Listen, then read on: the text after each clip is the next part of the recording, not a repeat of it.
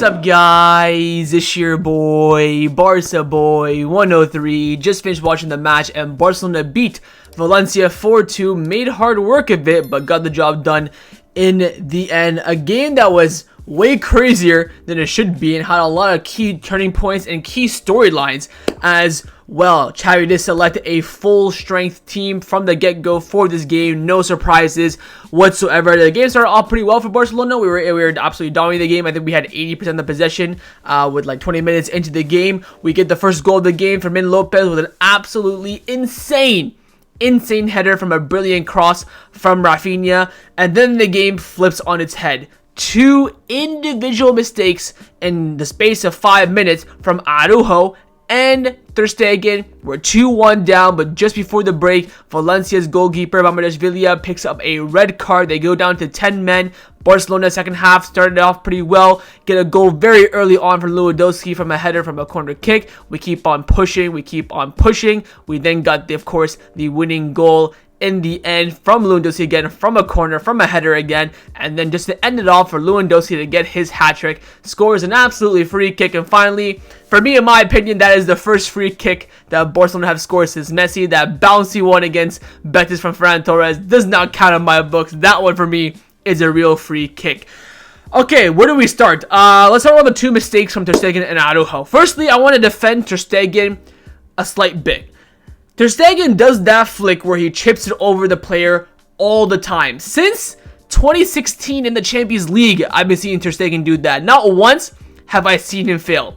He failed tonight. Of course, the goal's on him, 100% his mistake. You could maybe say the slippery condition of the pitch, of course, is absolutely pouring rain all day in the city of Montjuic, and that, of course, affected the stadium and the pitch as well. So you could say that, of course, fully his mistake. But I see people thinking, oh, Ter Stegen, what are you doing? Why don't you pass it? Ter Stegen does that all the time. This is the first time in, 8-9 years where he flopped. Which again, he did. It's on him completely. In the end, when it doesn't come off, you take the criticism. I love how the stadium chanted his name after the mistake to give him some confidence. So with Ter Stegen, again, it's a mistake, but you know, it's something that we've seen him do a bunch of times, and this is one time didn't come off.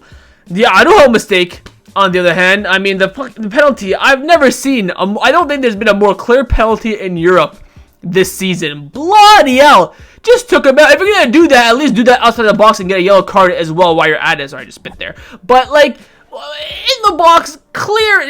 What really annoys me about that Araujo mistake is he's screaming at the referee saying that it's not a penalty. That is a stone wall penalty. That is the clearest penalty I've seen in my life this season, and I've watched European games, Premier League, La Liga, Serie A, Bundesliga. Have you ever watched a Liga 1 game? Have you ever watched some Liga Nosh or Eredivisie? That is the clearest penalty I've seen this season. And in the space of 5 minutes, we throw the game away. Now, of course, key point number one and the turning point was the red card to Mamardashvili. Not only was it to their goalkeeper, but also one of their better players as well, and came in Dominch, who has not played in La Liga since 2022. Unfortunately, he played the cup games for Valencia, but has not played a league game since 2022. It's been 2 years. He had a stinker in this game, to be fair. I think his shot stopping wise was fine, but he was not catching the ball, pushing out in dangerous areas that led to Barcelona scoring a few goals. So key decision there, of course, clear handball outside the box.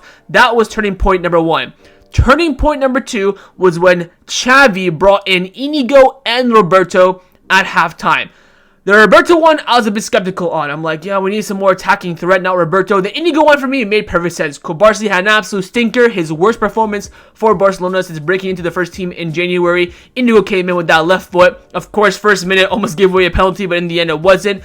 That dynamic of having that left-footed center back there is so key. That's why Barcelona going to next season need to have a left-footed center back in their squad some way, somehow. Whether you keep Inigo, you trust Calfe, that has to be an option. I think the Inigo substitution was absolutely fantastic. And the Roberto one, credit to him, turned out to be very good as well. Roberto's link-up play and progression in the midfield was absolutely sensational. And of course, him on the ball in the pivot was much better than Christensen on the ball. And that's why Xavi made that substitution. Key point number three. Sergio Alegre, one of the assistants of Xavi, the assistant who was responsible for set pieces. Credit to where it's due for him. All of our, attacking threats in this game came in from corner kicks. We were absolutely doing Valencia on corner kicks. Valencia are one of the younger teams in La Liga. They're a bit shorter. They do have some defenders, of course, that are, matching us for height. I think the majority of their squad, though, is a bit on the shorter end, and we absolutely controlled every single corner kick. Looked like we were going to go score from every single one, whether it was near post, far post, and that all comes in from Sergio Alegre, who sets up the corner kick routines where the positional play of each player is, who takes the corner kick. He was, we had to give him credit where it's due for that. Also, Xavi substitutions as well, post the halftime substitutions, bringing in Ferran for Cancelo, Felix for Raphinha, Pedri for Firmino, which I wasn't too happy with. I think Firmino Lopez had an absolutely brilliant game. Take him off, of course, you're going to shatter his confidence a bit. It made sense from Xavi because you don't want to upset any of the bigger, names in the squad, so to speak, but I wasn't too happy with that.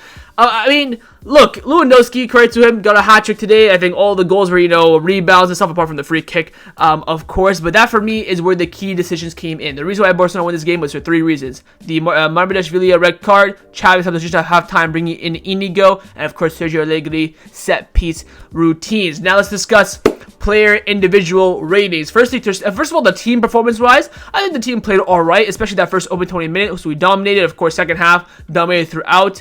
I think it was pretty much an average performance from the team. Probably give it a 6.5 just because they get the comeback win.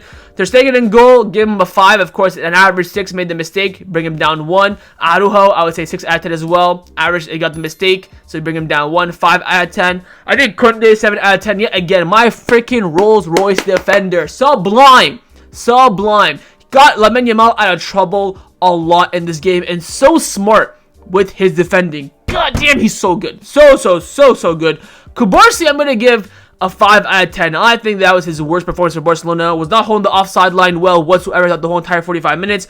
Got a yellow card. Passing was absolutely dreadful for, of course, the level of Kubarsi. Give the ball away a lot. Wasn't his best showing. Again, his worst performance as a 17-year-old for Barcelona since January. No mean feat, but I'm just speaking the reality of it. Cancelo. My God, Cancelo is looking absolutely stinky right now. I think he's probably a 5 out of 10 from him. I thought he was absolutely poor. Yes, he had some nice, link-up play for the Fermin Lopez header. Apart from that, had no creativity, no outlook, was so nostalgic and dull with his, we were relying on him to have something, going forward to make up for his defensive mistakes, but going forward, he was also crap as well.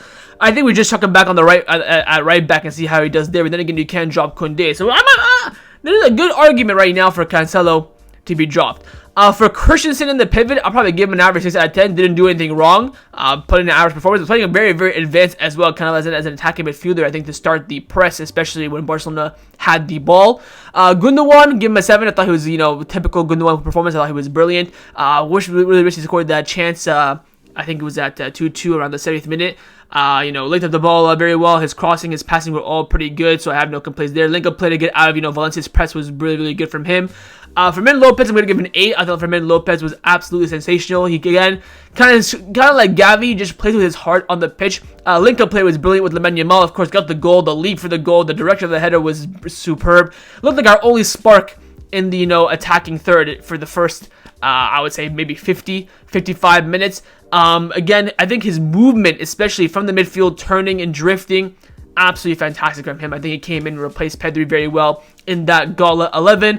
Lamine Yamal, I'm going to give a 5. I've seen some comps come out of him about Twitter. I don't know what the comps are going to be like. I don't think Lamine Yamal played well today based on the hour and a half of football I watched. I think that first 20 minutes he looked very good. He was getting in behind. Decision making was, quite decent. But after we went 2-1 down, I think he dropped off a level. I think Xavi really kept him in mainly for his pace and just mainly for the spark that he has been showing over recent weeks, but I don't think Lamine Yamal played that great today, if I'm being completely honest. Raphinha got the assist, so I'll give him an average 6 out of 10, but also don't think he was, that great today. You had to give credit where it's due. Came back a lot to help Cancelo defensively, and without that, Valencia could have had another chance or two, so credit where it's due there. Finally, Lewandowski up top, give him an 8 out of 10. He got 3 chances, 3 goals, brilliant up top. I'll probably give him man of the match as well for, getting the hat-trick. I want to give credit where it's due for the halftime substitutions as well. Inigo and Roberto both get a 7 out of 10 for me. I thought they were absolutely fantastic. Roberto dropping to left back as well for the remaining 15 minutes of the game. I think Roberto on the pivot has, not impressed me, but it's surprising, how well he can do against a Valencia team. that's has been quite decent this season, especially for their expectation and the level of their squad. Felix came in. I thought Felix was very, very poor. Ferran Torres only came in for about 10 minutes. Pedri came in, of course, made that fantastic, superb, brilliant tackle to prevent us from going 3-2 down. Although it was him who made the mistake, and he was getting outpaced. I don't know how he just managed to get some burst, like some sonic boost out of nowhere to get that dish tackle. But credit to him for the goal, for the tackle.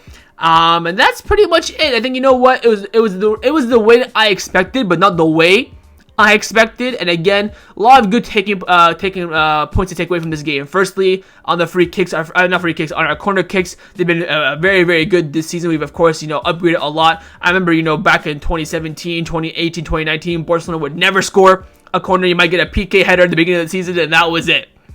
You think I'm lying? Go check the facts. So, free corner kicks are improving. Xavi's in-game management has been brilliant. This game, hopefully he can build on that as well for future games. One of my biggest criticisms for Xavi is his in-game management. I was surprised he even did a halftime substitution, let alone a double change. I'm surprised he brought in Pedri and Felix before the 70th minute mark. I thought since we got the equalizer, he probably would wait for around the 75th minute, but brought, I think, Felix in 63rd, 64th minute, so credit to him. And of course, the Mamardashvili red card did help Barcelona a lot. Because I'll tell you what, if it was 11 versus 11 and we were 2-1 down, things would have been much different. But overall, super happy with the win. Big 3 points. Again, advantage for Barcelona to finish second place in La Liga. And now we look for the big game Saturday afternoon against Girona at the Montjuic. Just a 10-minute bus ride down the road from the Camp Nou, and wait to see how that game turns out. But overall, great day at the office for Barcelona. The weather conditions weren't that great, but nice, little moment for hopefully the team can use to bounce back and get that big result against Girona. Of course, in the comments down below, let me know your thoughts on the match, your player ratings, your manager rating, your thoughts on the performance, your key turning points in the game, and of course, make sure you guys subscribe down below if you haven't already, and I will see you guys next time on the channel. Take care, and Forza Barca.